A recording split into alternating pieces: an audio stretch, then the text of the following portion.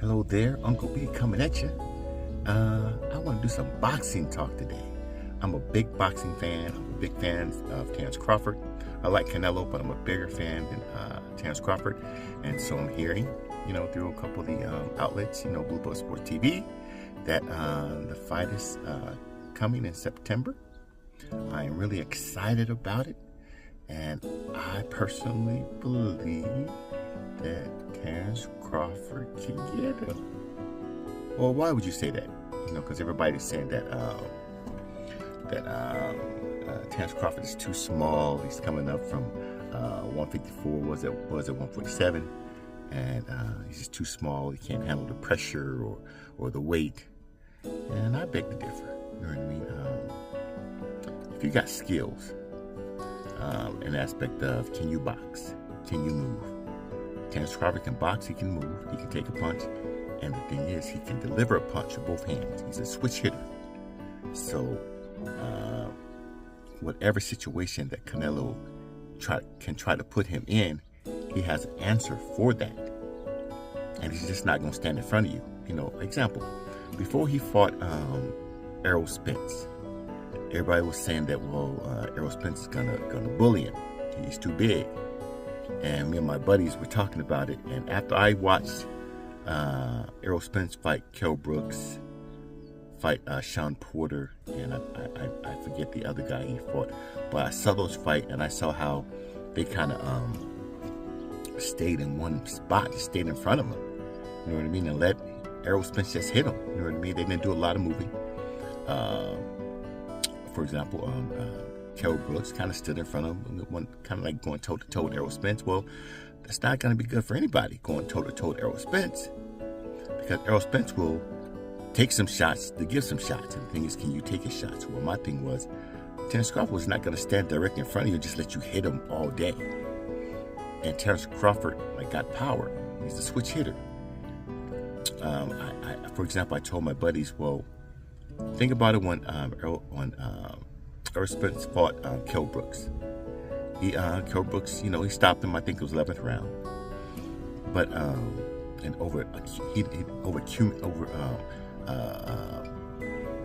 over a certain amount of rounds, he wore him down. 11th round, I believe it was, and he stopped him. Well, I think Terence Crawford stopped him in the 3rd or the 4th round with a punch he did not see. So that's the thing about Terence Crawford. He's a switch hitter. He's a slick boxer. He's calculating.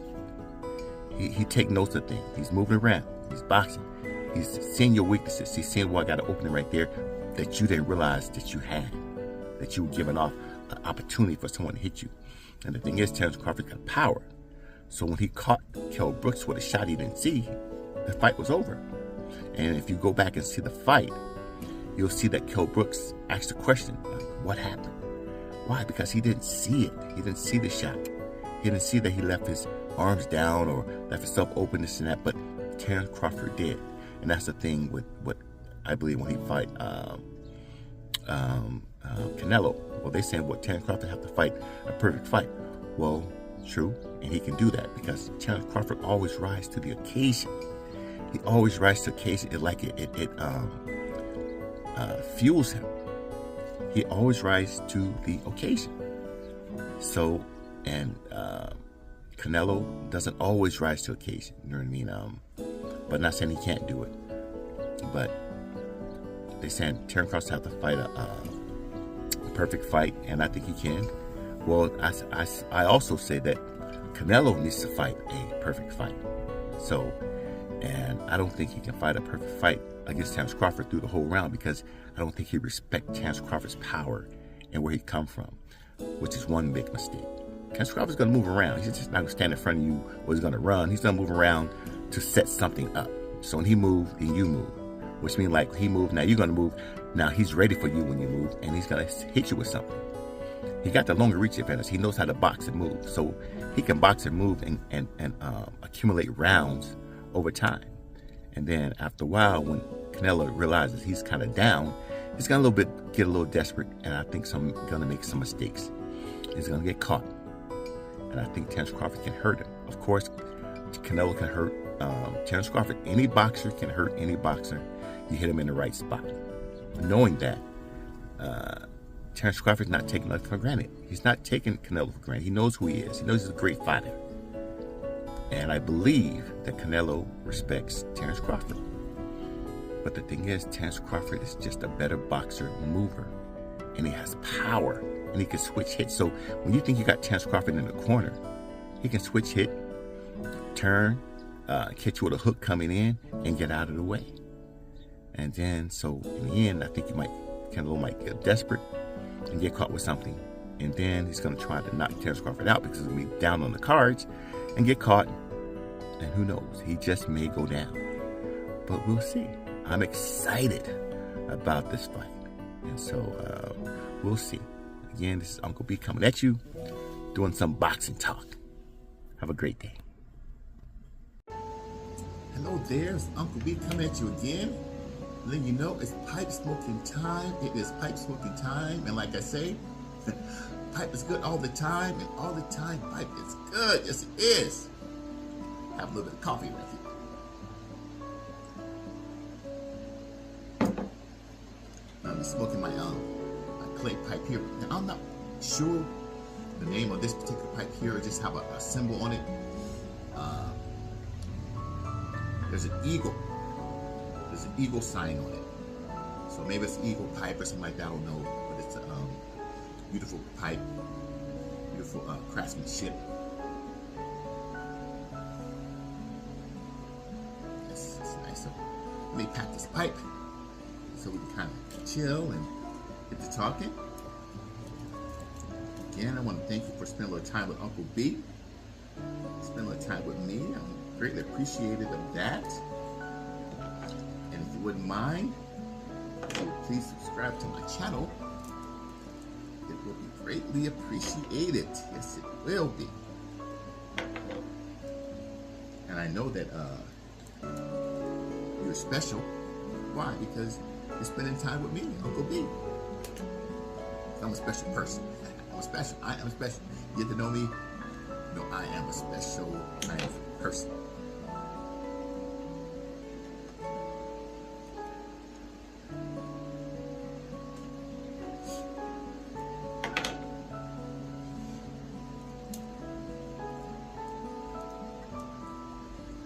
Today I want to talk about siblings, in particular twins. Some siblings are close as twins, but today in particular I want to talk about twins because Uncle B is a twin. I am a twin, yes I am.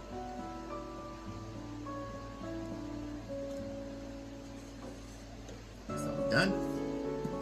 I'm smoking some marshmallow root today. Got it here for easy access.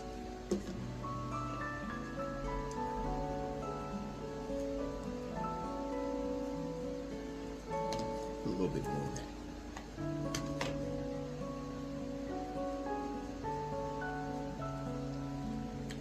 I like my pipe to be a little bit over the top. So burn it down a little bit, but you know, to each his own. Some people don't like the too puff hard when they light your pipe. I just like to give it what it needs.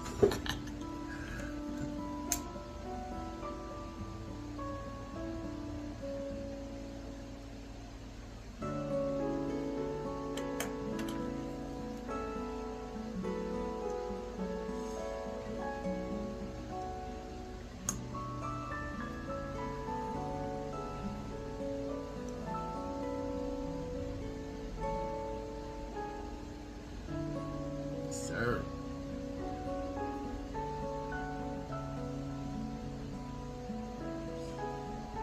Yeah, pipe smoking is very relaxing. Very relaxing.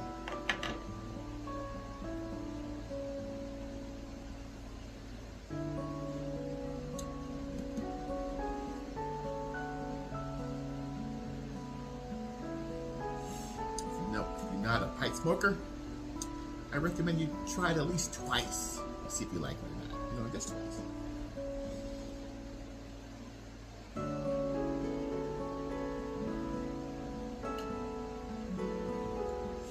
Growing up, I love the smell of cigars, pipes, and certain type of cigarettes.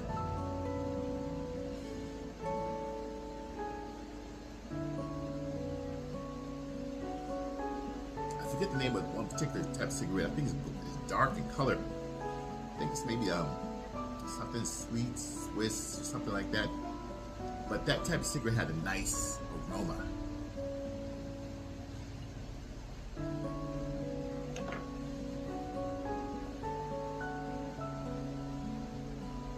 Yes, sir, it had a nice aroma. I like nice aroma smelling things.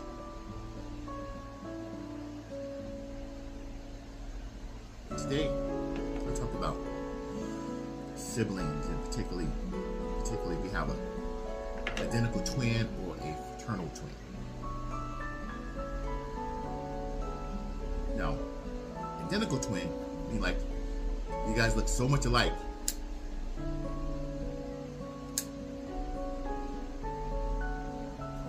Sometimes it's hard for your parents to tell you apart. That's funny.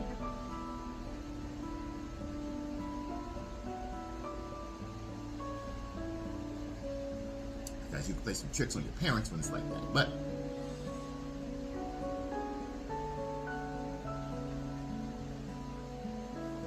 the thing is, your parents may not recognize who is who right away. But you stay around them long enough, they're gonna realize, oh, that's not Sheila, that's Sharon.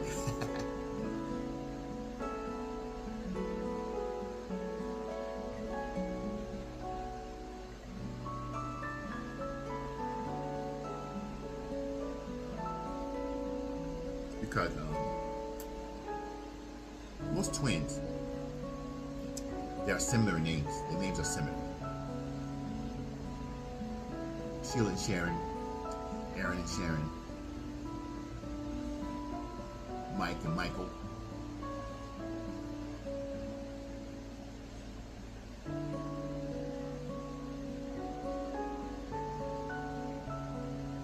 Sue and Susan, you know. And the thing about twins,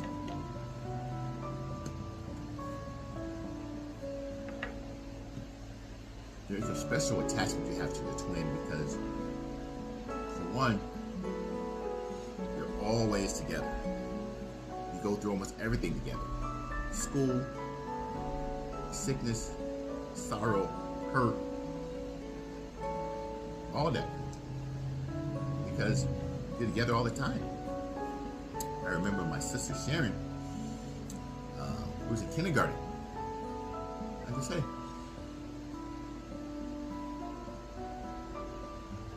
I remember right back then. I remember we were, I think we were 5 in kindergarten. I remember when we were like 2 or 3. You just remember those times. I don't remember a lot of other people. I hardly remember my parents at that time. I know they were there. But I remember my sister because we were always together. When she was sick, I was sick. When I was sick, she was sick.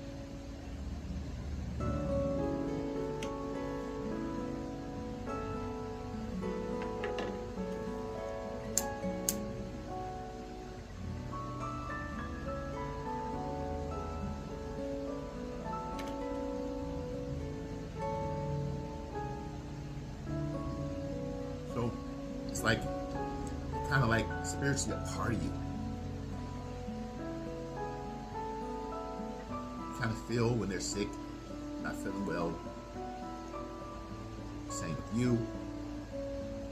Now you can have that connection with some of your other brothers and sisters also, but it's more apparent with your twin.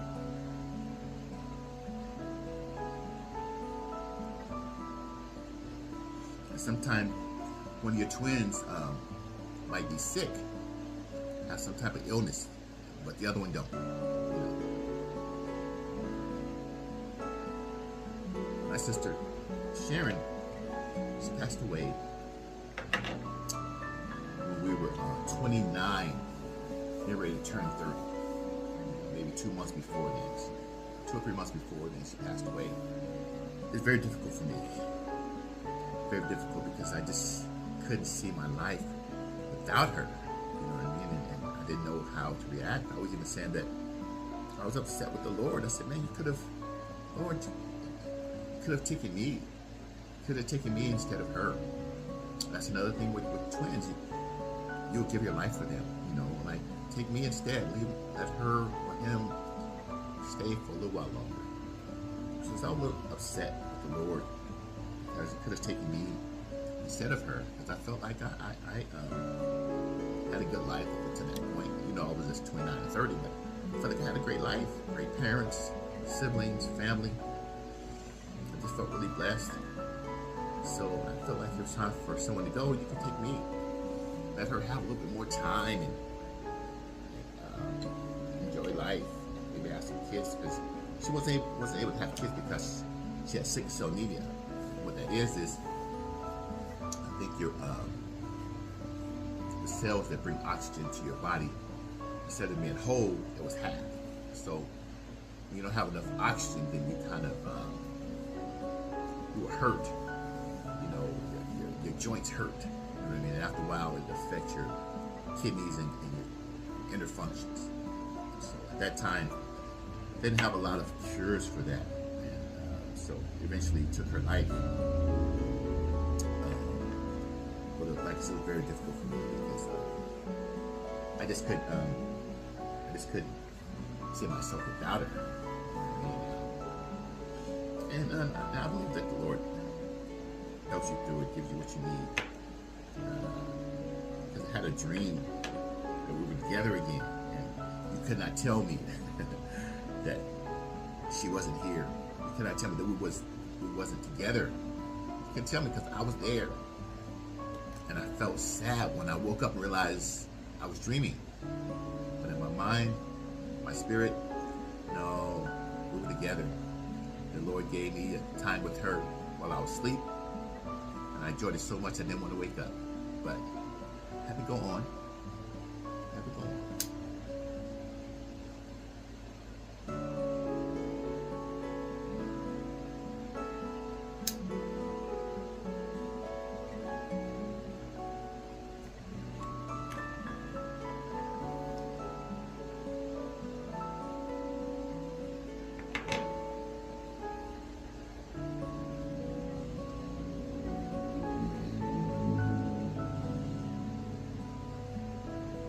But what I realize is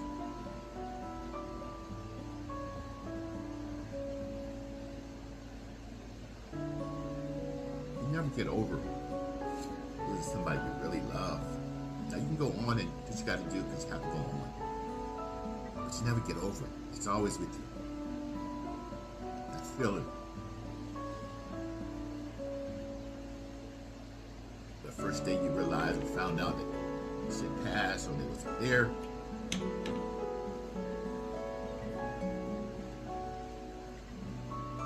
the feeling is always there. Because you love them. When you love somebody, you always have that love within you for them. And it really makes you appreciate the things and people around you. Because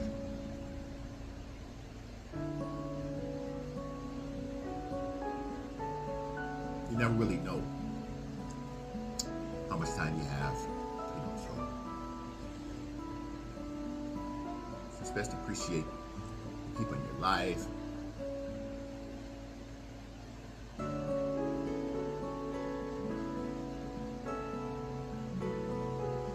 Appreciate your family, your kids.